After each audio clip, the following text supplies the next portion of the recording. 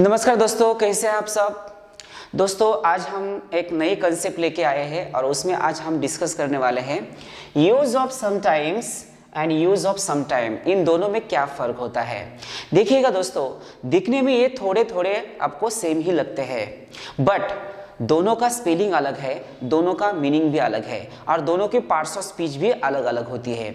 देखिए यहाँ पर सम टाइम्स ऐसे बोला है और यहाँ पर सम टाइम ऐसे बोला है। इसका मतलब इन दोनों में सिर्फ एस का फर्क है, दोनों में सिर्फ एस है। तो यहाँ पर एस लगा है, यहाँ पर एस नहीं है। जब हम एस लगाएंगे तब उसका मीनिंग कुछ अलग होता है और जब हम विदाउट एस उसका यूज करेंगे तब उसका मीनिंग कुछ अलग होता है। तो देखिएगा दोस्तों, यहाँ पर सम टाइम्स का मीनिंग क्या निकलता है। Sometimes is used in the sense of occasionally rather than all of the time as an adverb। देखिएगा दोस्तों, सम टाइम जो होता है उसका मीनिंग क्या होता है कि ऑकेजनली, यानी ये टाइम इंडिकेट करता है और ये कभी कभी या कभी कभार ऐसे उसका मीनिंग निकलता है।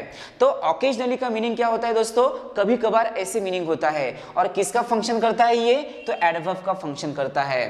तो इसके ऊपर का एक एग्जांपल हम डिस्कस करते हैं। देखिएगा दोस्तों, यहाँ पर हमें क्या करके दिया जाता है, सम टाइम्स के जगह हमें एग्जाम में सम टाइम ऐसे दिया जाएगा और सम टाइम की जगह हमें एग्जाम में सम टाइम्स ऐसे किया जाएगा। इसका मतलब हमें कहां पर एस लगाना है और कहां पर एस नहीं लगाना है, यह आपको ध्यान में रखना पड़ेगा। आप देखिएगा दोस्तों, sometimes I go by plane, यहां पर हमने सम टाइम्स बोला है।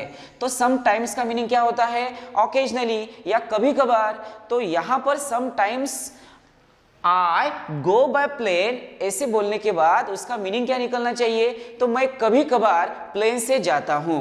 आप यहां पर दूसरे एग्जांपल में देखिएगा दोस्तों, some time I go by plane, तो यहां सम टाइम जो है वो गलत होना चाहिए क्योंकि इसमें एस आना चाहिए था। देयरफॉर सेकंड वाला एग्जांपल जो है वो रॉन्ग होना चाहिए। आया समझ में। तो यही हमें एग्जाम में करके देते हैं, सम टाइम्स के जगह सम टाइम और सम टाइम की जगह सम टाइम्स ऐसे करके देते हैं। आप देखिएगा दोस्तों कि सम टाइम का मीनिंग क्या होता है। Some time is used in the sense of a little quantity of time, a little quantity of time as a noun। देखिएगा दोस्तों, यहां पर जो समटाइम्स होता है वो किसका फंक्शन करता है, तो एडवर्ब का फंक्शन करेगा और जो समटाइम होता है वो नाउन का फंक्शन करता है। समटाइम्स का जो मीनिंग होता है वो ओकेजनली या कभी कभार ऐसे होता है और समटाइम का जो मीनिंग होता है बस थोड़े समय के लिए, थोड़े टाइम के लिए, ऐसे सम टाइम का मीनिंग निकलता है। तो देखिएगा दोस्तों, इसके ऊपर का एक एग्जांपल हम डिस्कस करते हैं। I stayed at Delhi for some time. आप देखिएगा यहां पर सम टाइम ऐसे बोला है, इसका मतलब मैं कुछ देर के लिए, मैं कुछ समय के लिए दिल्ली में रुका था, ऐसे उसका मीनिंग निकलना चाहिए। तो पहला एग्जांपल राइट होना चाहिए। अब दूसरे एग्जांपल में देखिएगा दोस्तों, यहां पर सम टाइम की जगह सम टाइम्स ऐसे करके दिया है, तो पूरा सेंटेंस कैसे बनेगा, so I stayed at Delhi for some times. तो यहाँ सम टाइम्स की जगह सम टाइम होना चाहिए था क्योंकि सम टाइम का मीनिंग क्या होता है, कुछ समय के लिए, थोड़ी देर के लिए या थोड़े टाइम के लिए। इसलिए पहला एग्जांपल राइट होना चाहिए और दूसरा एग्जांपल रॉन्ग होना चाहिए। तो ऐसे दोनों में फर्क होता है दोस्तों। आप एक बार मैं आपको फिर से बताता हूं कि इन दोनों में क्या फर्क होता है। सम टाइम जो होता है उसका मीनिंग होता है ऑकेजनली यानी कभी कभार, और वो जो होता है वो एडवर्ब का फंक्शन करता है। टाइम ही इंडिकेट करता है बट वो एडवर्ब का फंक्शन करता है।